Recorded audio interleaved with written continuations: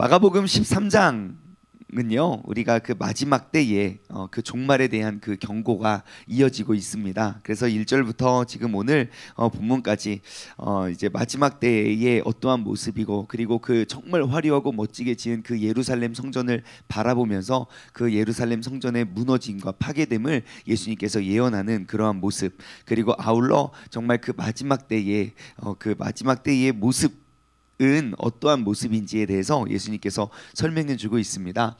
그 중에 오늘 14절부터 27절까지의 말씀을 보면 가장 많이 반복되는 단어가 바로 그때에, 그날에, 그때에, 그때가 과연 어떠한지, 어떠한 모습인지 잘 묘사해 주고 있습니다. 먼저 14절부터 우리가 함께 말씀을 살펴보면요, 멸망에 가증한 것이 그때의 특징입니다. 그때에 멸망에 가증한 것이 서지 못할 곳에 선 것을 보거든입니다. 자, 그때의 특징은 무엇입니까? 멸망에 가증한 것이 서지 못할 것에 서는 것을 보게 된다는 거예요. 그래서 읽는 자는 깨달을지인저 그때에 유대에 있는 자들은 산으로 도망해라. 자, 지금 이 말씀을, 이 가르침을 하고 계신 그 예수님의 위치는 어디이며, 그리고 예수님은 뭐에 대해서 이야기하고 있는지 우리가 다시 한번 돌아보았으면 좋겠어요. 그러면 오늘 14절 말씀이 풀릴 거예요. 자, 멸망에 가증한 것이 서지 못할 곳에 선 것을 보거든. 그러니까 무엇인가 서 있으면 안 될 곳에 이제 그 부정한 것이 그곳에 서 있는 거예요. 그리고 그때가 되면 유대에 있는 자들은 산으로 도망가야 된대요. 자, 그러면 이게 무슨 말인가? 여러분, 지금 예수님은 무엇에 대해서 이야기하고 계시죠? 자, 그러면 여러분 한번 풀어보십시오. 멸망에 가증한 것은 무엇이고 서지 못할 곳은 어디일까요? 자, 서지 못한 곳은 어디일까요? 네? 성전이죠. 예루살렘 성전. 왜냐하면 지금 계속 1절부터 예루살렘 성전에서 나가실 때 제자들이 그 성전에 대해서 물으셨고, 그리고 예수님과 제자는 그 3절 말씀 보시면, 마가복음 13장 3절 보시면 예수님께서 감람산에서 성전을 마주 대하여 앉으셨을 때에, 자, 지금 그 성전을, 그 어마어마하고 웅장한 예루살렘 지역의 6분의 1에 해당하는 그런 넓은 큰 그 부지를 갖고 있는 엄청난 기술과 과학과 그 예술적인 그런 모습들을 지니고 있는 그 성전을 마주보면서 이야기해요. 멸망에 가증한 것이 그 서지 못할 곳에 선 것을 너희가 보거든. 자, 읽는 자는 깨달을진저 그때에는 유대에 있는 자들은 산으로 도망가라. 자, 그 성전에 어떠한 일들이 벌어지고 있고 어떠한 일들이 있었는가? 여러분, 구약 성경 에스겔 8장의 모습을 보시면요, 에스겔에게 하나님께서 보여주신 그 환상의 모습이 여기 쭉 기록되어 있습니다. 에스겔 8장 3절부터 한번 볼게요. 3절. 자, 잘 한번 들어보세요. 그가 손 같은 것을 펴서 내 머리털 한 모숨을 잡으며, 자, 손을 펴서 내 머리털을 잡아서 주의 영이 나를 들어 천지 사이로 올리시고 하나님의 환상 가운데 나를 이끌어 예루살렘으로 가서, 자, 환상 중에 나를 이끌어서 어디로 갔습니까? 예루살렘으로 갔어요. 가서 그 안뜰로 들어가는 북향한 문에 이르리니, 자, 지금 예루살렘에 어디로 간 것 같습니까? 네, 성전, 그 안뜰로 들어가는 북향한 북쪽에 문이 있었는데 거기에는 뭐가 있어요? 질투의 우상과 곧 질투를 일어나게 하는 우상의 자리가 있는 곳이다. 자, 예루살렘 성전을 향해 나아갔는데 그 북쪽에 있는 문에 뭐가 있다고요? 질투의 우상이 그 자리에 있어요. 거기서 끝이 아니에요. 이스라엘 하나님의 영광이 거기에 있는데 내가 들에서 본 모습과 같더라. 그가 내게 이르되 인자야, 너는 눈을 들어 북쪽을 바라보라 하시기로, 내가 눈을 들어 북쪽을 바라보니까 제단의 문 어귀에 북쪽에 그 질투의 우상이 지금 어디에 있다고요? 예루살렘 성전에 들어왔어요. 6절. 그가 또 내게 이르시되 인자야 이스라엘 족속이 행하는 일을 보느냐. 자, 이스라엘 족속이 어떠한 일을 했는가? 그들이 여기에서 크게 가증한 일을 행하여. 자, 여기는 어디입니까? 예루살렘 성전이겠죠. 무슨 일을 했습니까? 크게 가증한 일을 했어요. 누가요? 이스라엘 족속들이요. 나로 나의 성소를 멀리 떠나게 하였느니라. 너는 다시 다른 큰 가증한 일을 보리라 하시더라.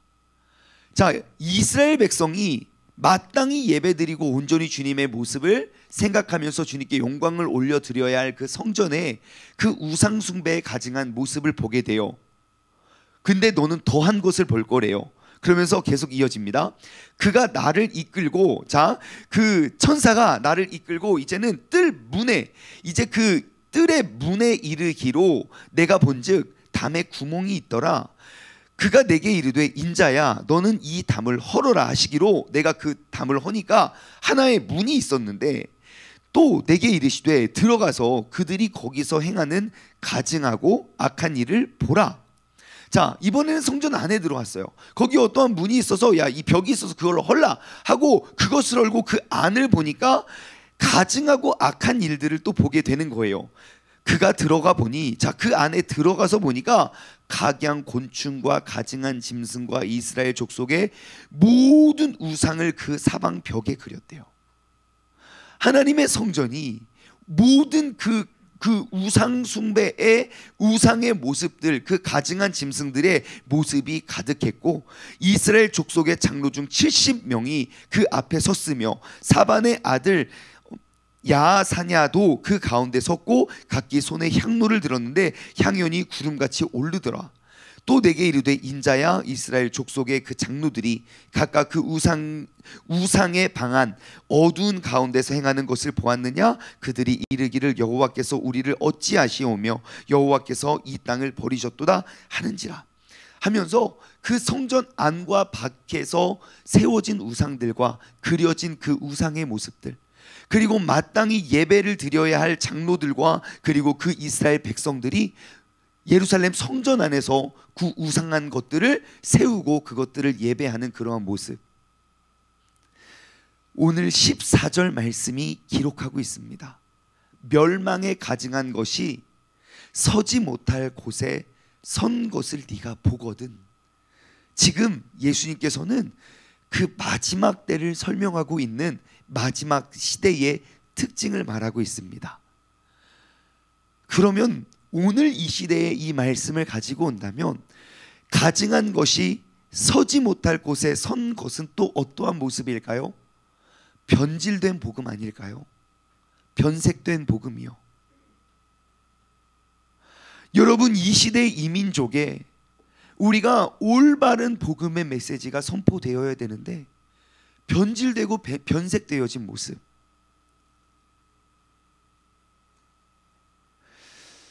우리는 그 변질된 그 예배와 성전이 무너져 버린 그 모습은 정말 이 시대의 마지막 때의 모습을 기록하고 있다는 사실을 여러분 꼭 기억했으면 좋겠습니다.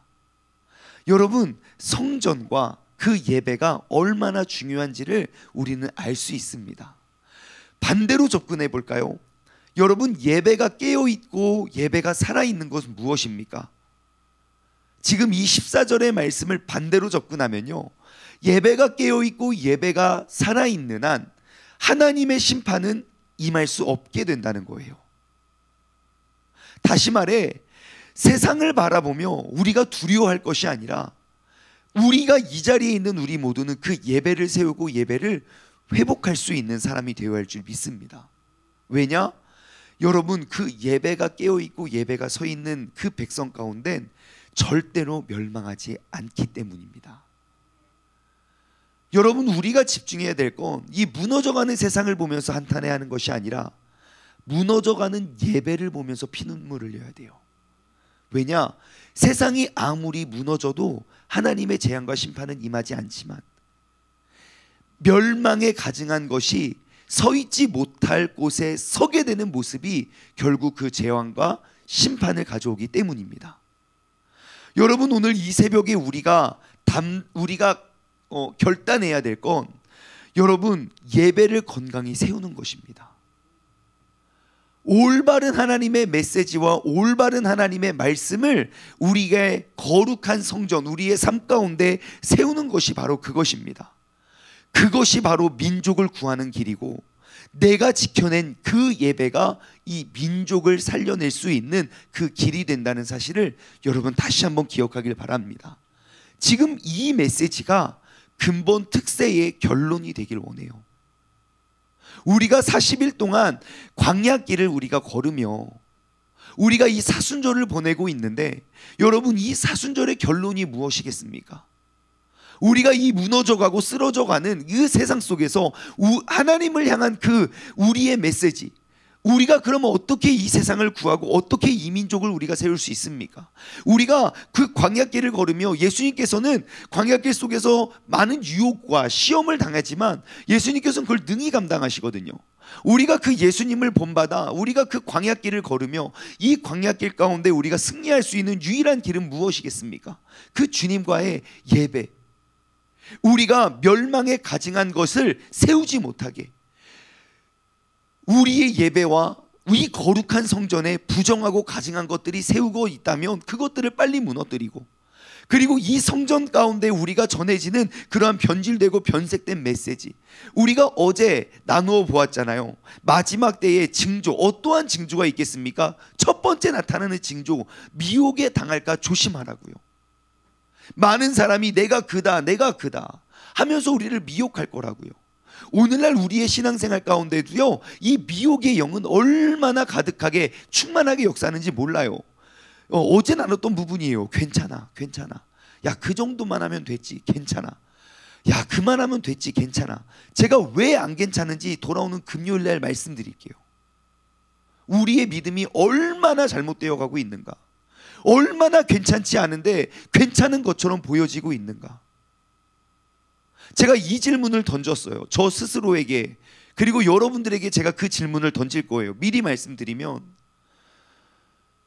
여러분, 저의 삶 속에 예수님의 모습이 보여지십니까? 장충만이라는 사람을 보았을 때 예수 그리스도의 모습이 보여지십니까?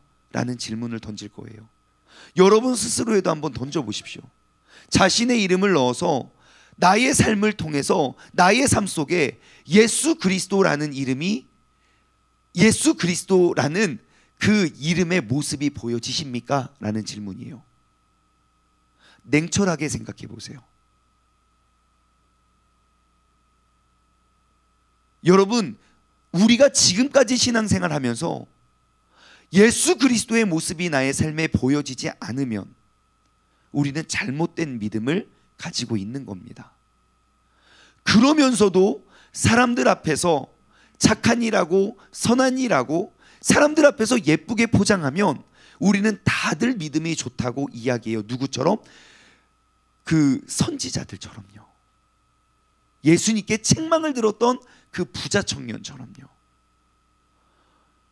그러면 무엇이 예수 그리스도의 모습을 비추어내는 삶인지 우리가 돌아오는 금요일날 진지하게 생각해 보았으면 좋겠어요. 그곳에 가서 그 손양원이라는 한 사람이 걸어갔던 그 삶의 발자취를 보니까 예수님이 보이더라고요. 그의 말 한마디 속에, 그의 삶의 모습 속에, 그리고 그를 기억하는 사람들의 고백 속에 예수님이 보이더라고요. 우리가 그 예수님을 발견하고 찾아갔으면 좋겠어요. 우리의 삶에 거룩한 하나님의 성전에 멸망에 가증한 것들을 세워놓고도 괜찮아 보이는 그것이 바로 심판과 재앙을 불러온다는 사실을 우리가 다시 한번 기억하고, 여러분, 근본 특세의 결론, 우리가 하나님께서 세우신 거룩한 성전이라면 우리의 삶 속에 그 멸망에 가증한 것들을 다 철폐하고 무너뜨리고 깨뜨릴 수 있는 그러한 믿음의 사람들, 그러한 결단의 시간들 되기를 주님의 이름으로 소망합니다. 여러분, 민족을 살려낼 그 길은 바로 예배의 회복입니다. 민족을 책임져야 할 그 장소는 바로 교회입니다. 올바른 말씀과 사명을 세워갈 수 있는 세워야 할 곳에 세워낼 수 있는 사람들 되길 소망합니다. 여러분, 북이스라엘 열왕기상 22장 말씀을 보면요, 북이스라엘과 남유다의 연합해서 남북이 갈라졌는데 남북이 연합해서 전쟁을 하는 그런 모습이 열왕기상 22장에 기록되어 있습니다. 여러분, 북이스라엘 나라 역사에 가장 포악한, 가장 나쁜, 가장 멸망에 가증한 것들을 가장 많이 세운 왕이 있다면 누군지 아십니까? 예, 아합입니다. 고민할 것 없이 아합입니다. 정말 이방의 모든 우상들을 다 예루살렘으로 끌어오고 수입해왔고 그것들을 세워왔던 왕이 아합입니다. 근데 지금 열왕기상 22장에 보면 그러니까 북이스라엘 아합과 남유다의 여호사밧이라는 왕이 연합을 해요.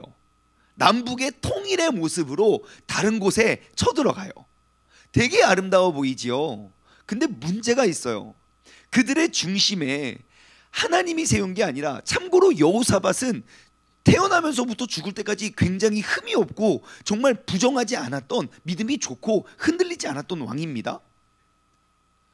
그러니까 내가 흔들리지 않으니까 북쪽과 연합해서 너무 보기 좋잖아요. 그래서 그 전쟁을 앞두고 선지자들을 찾아가요. 몇 명의 선지자를 찾아가냐면요, 무려 400여 명의 선지자를 찾아가요. 아합과 여호사밧이 400여 명의 선지자를 다 세워놓고 물어봐요. 우리가 이 싸움 나갈까 말까? 우리는 남북이 통합되고 연합해서 이제 우리는 하나가 된 모습으로 우리가 전쟁을 싸우길 원하는데 너희 선지자들은 어떻게 생각하느냐? 하나님은 뭐라고 하시더냐? 진짜 신기해요. 그 400명 모두 이구동성으로 나아가서 전쟁에서 승리할 거라고 이야기해요.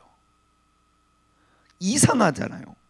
어떻게 선지자가 400명이 다 똑같은 이야기를 하나? 그래서 여호사밧이 아합에게 물어봐요. 그러니까 남유다의 왕이 북이스라엘 왕에게 물어봐요. 이 사람들 말고 또 다른 선지자가 없습니까?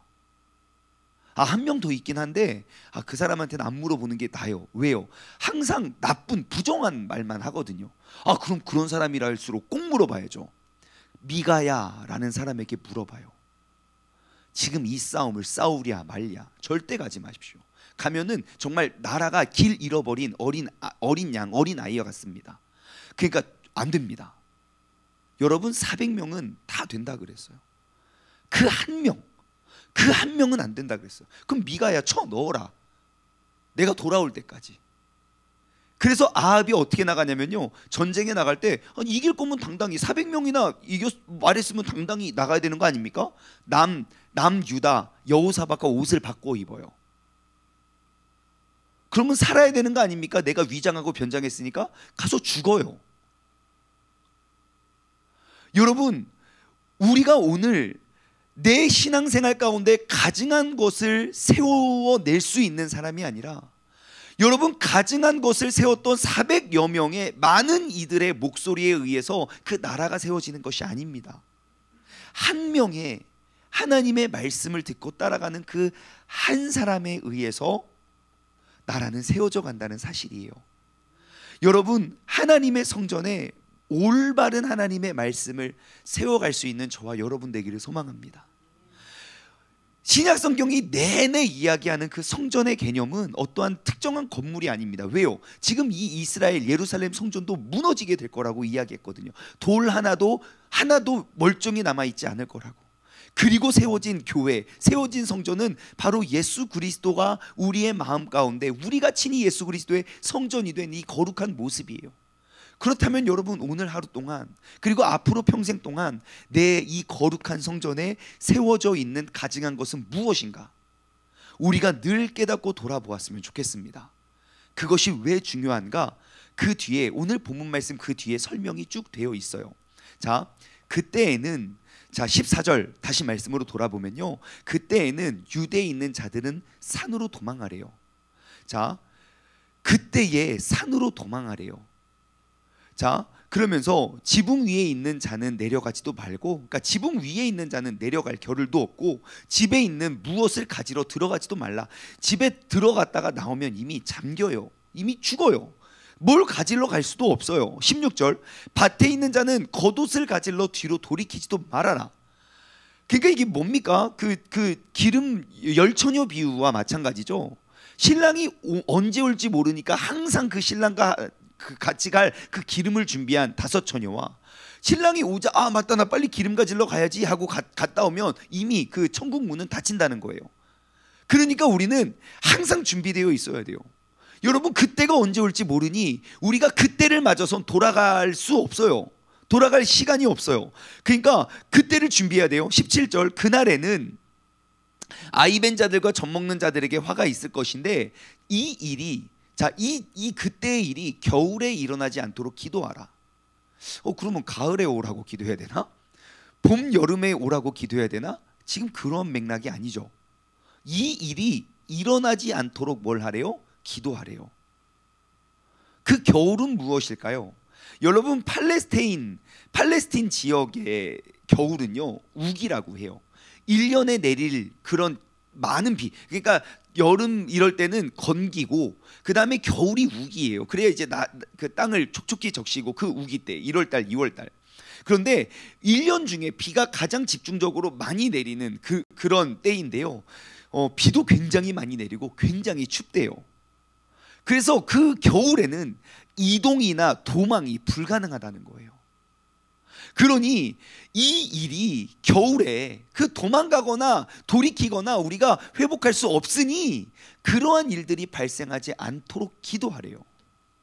누가요? 멸망에 가증한 것을 세우지 않았던 사람들이요. 여러분 우리는 내 믿음 하나 지키기 위해서 나 하나 건강하기 위해서 기도하는 사람이 되어서는 안 됩니다. 우리는 반드시 나의 기도와 나의 헌신, 나의 예수 그리스도의 모습을 회복해서 주변을 변화시켜야 돼요. 구원에 이르게 해야 돼요. 내가 바로 가정의 희망이고 직장의 희망이고 이 도시의 희망이고 나라의 희망이 되어야 돼요.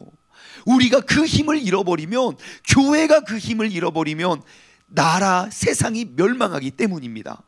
그래서 우리는 18절 이 일이 일어나지 않도록, 도망갈 수 없는 그 겨울에 일어나지 않도록 우리는 기도해야 됩니다. 중보하며 나아갔으면 좋겠어요. 19절 이는 그 날들이 환난의 날들이 되겠음이니라. 하나님께서 창조하신 시초부터 지금까지 이런 환난이 없었고 후에도 없으리라. 즉 그 재앙의 때는요 전무후무한, 이전에도 없었고 앞으로도 있지 못할 그런 처참한 모습이에요. 20절 만일 주께서 그 날들을 감하지 아니하셨더라면, 자 그날을 감하지 않았더라면 모든 육체가 구원을 얻지 못하였을 것이거늘 자기가 택하신 자들을 위하여 그 날을 감하셨느니라. 아멘. 자기가 택하신 자들을 위하여 그 날을 감했대요. 여러분 우리가 이 새벽에 예수 그리스도께서 걸어가셨던 그 십자가를 기억하며 우리가 2022년의 사순절, 우리가 택하신 자가 되어서 우리 때문에 하나님의 재앙과 심판이 임하지 않을 수 있도록 우리가 이 나라와 민족을 세울 수 있는 중보자가 되기를 소망합니다. 21절과 23절, 21절부터 23절을 읽고 말씀을 맺을게요. 잘 보십시오. 그때에 계속 그 마지막 때, 그 심판의 때를 이야기해요. 그때의 특징, 어떠한 사람이 너희에게 말하되 봐라 그리스도가 여기 있다, 봐라 그리스도가 저기 있다 해도 믿지 말아라. 거짓 그리스도들과 거짓 선지자들이 일어나서, 앉아있는 게 아니라 일어나서 이적과 기사를 행하여 할 수만 있으면 택하신 자들을 미혹하려 할 거다. 너희는 삼가라 내가 모든 일을 너희에게 미리 말하였더라. 여러분 이 사람도 믿지 말고 저 사람도 믿지 말래요. 핵심이 뭡니까? 사람을 믿지 말래요. 너무너무 많은 미혹들이 있고 너무너무 모든 사람들이 이적과 기적을 보여주면서 야 너 이렇게 해라 내가 진짜다 라고 이야기하지만 믿지 말래요. 왜요? 사람은 믿어서는 안 된다는 거예요. 그럼 어떻게 합니까? 하나님과 나와의 관계가 튼튼해야죠. 어느 누가 뭐라고 해도 흔들리지 않는 그 믿음과 확신을 가지고 있어야죠. 그 관계를 맺어가기를 소망합니다. 여러분 신앙생활은 전에 듣는 하나님 알 수 없어요. 야다의 하나님, 내가 직접 경험해서 하나님을 알 수 있는 그 하나님을 우리가 모시길 소망합니다. 내가 신앙생활 하면서 내 삶 속에 예수 그리스도의 모습이 보여지십니까? 여러분 그렇게 보여줘야 돼요. 어렴풋이 그냥 건너 아는 예수님 아니라 세상 모든 사람들이 다 아니라고 말해도 명확한, 제가 금요일 설교를 미리 말씀 조금만 더 광고해 드리면, 만약에 여러분들이 저의 삶을 통해서 예수 그리스도의 모습을 봤어요 라고 이야기하는 사람이 있다면 여러분 잘못 본 거예요. 예수님에 대해서 잘못 오해하고 계시거나 여러분들 예수님 누군지 잘 모르기 때문에 저의 삶 속에서 예수님의 모습을 본 거일 거예요. 내가 나를 돌아보았을 때 나는 진짜 그 예수님의 닮은 모습을 찾아보기가 어렵더라고요. 근데 어떻게 여러분들 눈에서 그렇게 보입니까? 예수님에 대해서 오해하고 있는 것일지 몰라요. 우리가 그 예수님과 나와의 관계가 정말 이 말씀을 실천하는, 그 단 하나의 말씀을 삶으로 실천하는 그 사람들의 모습이 어떠한지를 여러분들 사람들에게 전해 들어서가 아니라 하나님과 나 사이에 그 진짜 예수님의 모습을 발견하길 소망합니다. 그러면 흔들리지 않아요. 그 한 사람의 기도로 민족이 살아날 수 있어요. 우리 교회가 그 민족을 살려낼 수 있는 그러한 그리스도인, 정말 모든 나라를 빼앗겼을 때 정말 대한독립 만세를 외치며 나라를 구했던 사람들처럼 우리가 그 예수 그리스도의 모습으로 무너져가고 쓰러져가는 이 시대를 구해낼 수 있는 그러한 도피성교회의 사명자가 되기를 주님의 이름으로 소망합니다. 기도하겠습니다. 하나님 아버지, 감사합니다. 마지막 멸망과 마지막 심판의 때는 천지창조 이래로 이전에는 이런 환란이 없었고 이후에도 그런 환란이 없으리라. 즉 전무후무한 그렇게 무시무시한 재앙과 심판이 임할 터인데, 하나님, 재앙과 심판이 임하는 그 때의 모습은 어떠한가? 멸망에 가증한 것이 서지 못할 곳에 서 있는 그 모습들이 보여진다는 것입니다. 하나님, 오늘 이 시간 정말 내가 거룩한 성전됨과 우리 교회가 하나님의 말씀이 올바로 서 있는 모습인지 우리가 다시 한번 돌아보아 이번 특세의 결론이 그 거룩한 성전에 거룩한 하나님의 말씀이 세워지고 그 말씀이 세상 가운데 보여질 수 있는 그러한 삶의 주인공, 이 새벽에 깨어있는 우리 모두가 되게 하여 주옵소서. 나의 예배의 회복이 단지 나의 신앙을 세우는 것이 아니라 나의 예배의 회복이 나라를 세우는 길이고 민족을 구원할 수 있는 유일한 길임을 우리가 기억하고 그 거룩한 성전과 그 거룩한 예배가 온전히 세워지게 하여 주옵소서. 감사드리오며 이 모든 말씀 살아계신 예수 그리스도의 이름으로 기도드리옵나이다. 아멘.